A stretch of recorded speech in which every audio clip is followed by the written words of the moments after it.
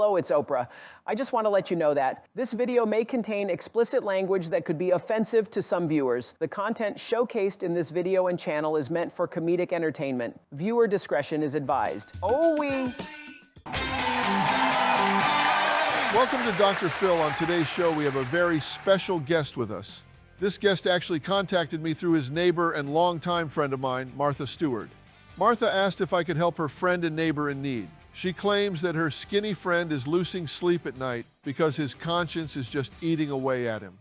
Folks, welcome Snoop Doggy Dogg to the show. Thanks for coming on the show, Snoop Dogg. What seems to be bothering you? Well, Dr. Phil, thank you very much for having me on this show. I don't know what it is, man, but lately I just can't get any sleep.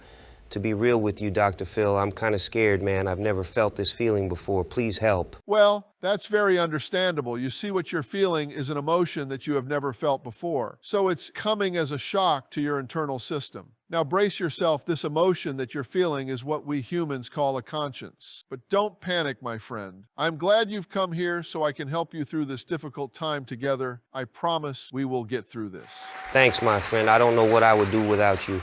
I haven't been this scared since that time I shot that Somalian kid, or that time I set up my best friend to go to Vegas without me. Wait, you did what now? What? I asked him if he was going to Vegas and he brushed me off. Okay, I think we're getting ahead of ourselves. Let's backtrack. Tell me more about your friend. How did you guys meet? Pretty sure it was back in the 90s, like early 90s, probably 91. I'm not jealous or anything, but Tupac wasn't as big of a star as I was back then. Like, he had only done maybe 1 or 2 songs.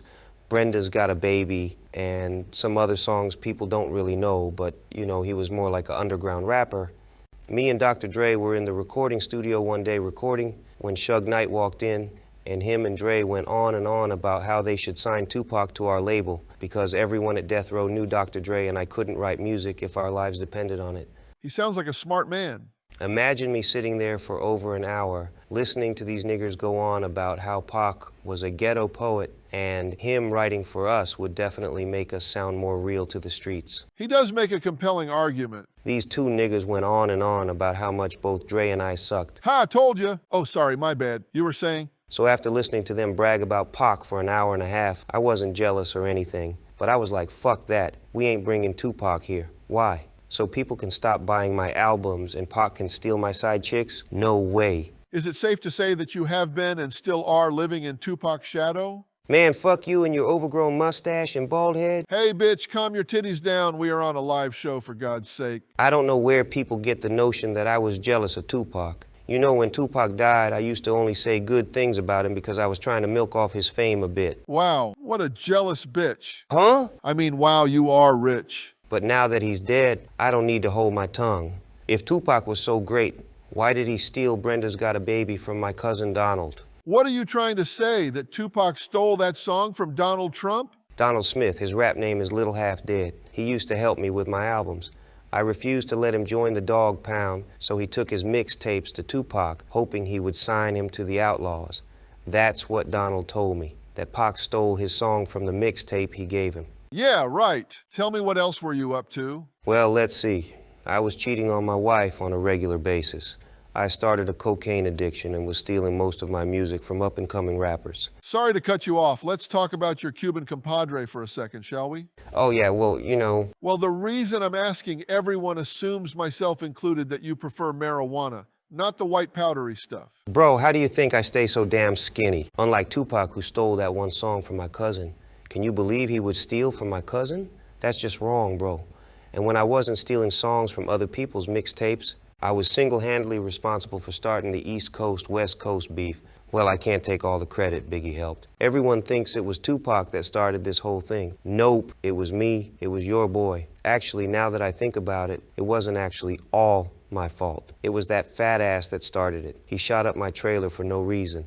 Oh, so you knew this fat, overweight individual as well? Yeah, his name is Christopher Wallace, Biggie Smalls. We weren't really friends, more of acquaintances because we were both in the rap game.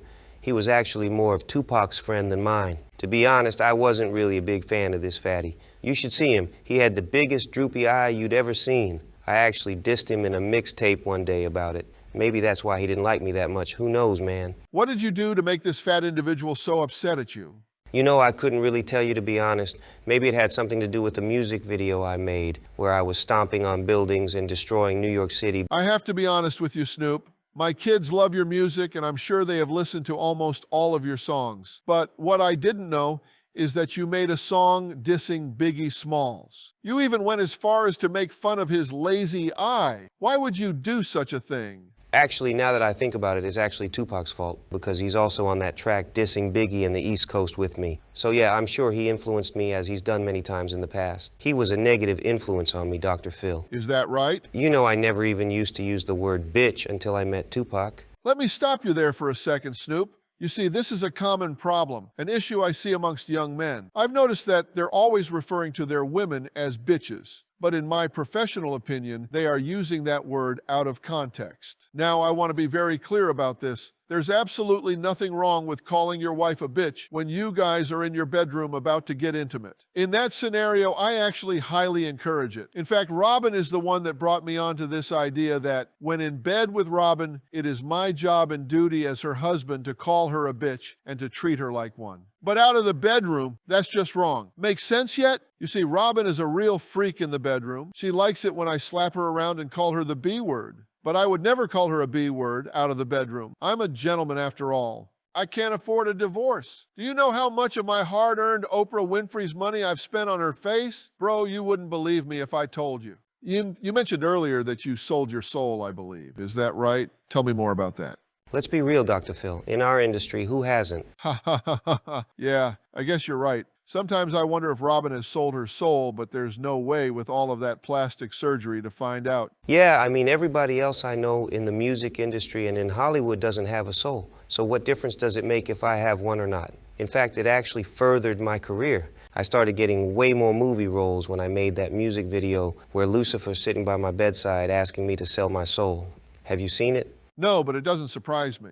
I actually wake up from my bed unexpectedly about twice a week. Typically, this occurs around 3 a.m. to find Robin talking to Lucifer about her day and what her plans are for her face. In fact, my boss, Oprah Winfrey, and Diablo are very good friends. I've seen him many times at her get-togethers. Yeah, I see him all the time at Diddy's parties. He's usually the life of the party. Yeah, he's cool that way. Good guy. I'm actually very proud of you, Snoop. You're actually being honest and opening up. Talking about your feelings is very important in my opinion. Doesn't it feel good to get this stuff off your chest? Faux show, Dr. Phil. Usually I'm the one putting things on other people's chest, not wiping it off, if you know what I mean. Yeah.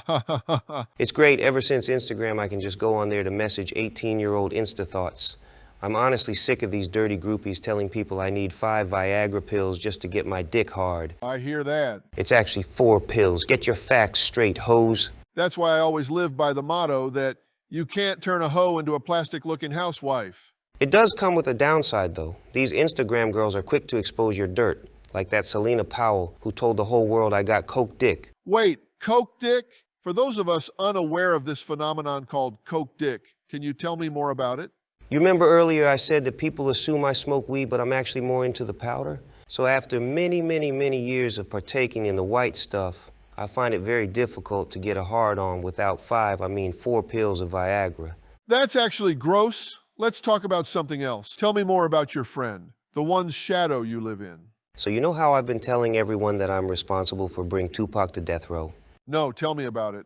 Well, I lied. No shit, Snoop Dogg lying, no way. I just made up that story about me telling Mr. Knight to get Tupac out of jail. Sorry, I just wanted people to like me. I wanted people to like me as much as my head of security, Kevin Gaines, loved sleeping with Mr. Knight's wife. I hired Kevin Gaines, a LAPD cop, to head my security. Gaines was an active LAPD detective who was affiliated with Rafael Perez and David Mack. These guys were some of the most crooked cops to ever live. These guys were straight-up killers. You know, Dr. Phil, not a lot of people know this, but the movie Training Day was based on Perez's life. You think it's a coincidence that they asked me to play in that movie with Dr. Dre and Denzel Washington? I love that movie. You did a great job portraying a crippled crackhead. That role in that movie seems so natural for you, as if you have experience doing that sort of thing. When Tupac got out of jail and came to death row, that was probably one of the worst times of my life. I wasn't jealous or anything, but Tupac coming to Death Row Records was like a curse. OOWEE. It's Oprah again. Now that was a good video. And where do you think you're going? This was just part 1. If you thought part 1 was good, part 2 is even better. Okay, You know what? Do it now, as the Dark Lord of the Underground is my witness. I will own you if you don't watch part 2. You see what I did there? Own, I'm so clever.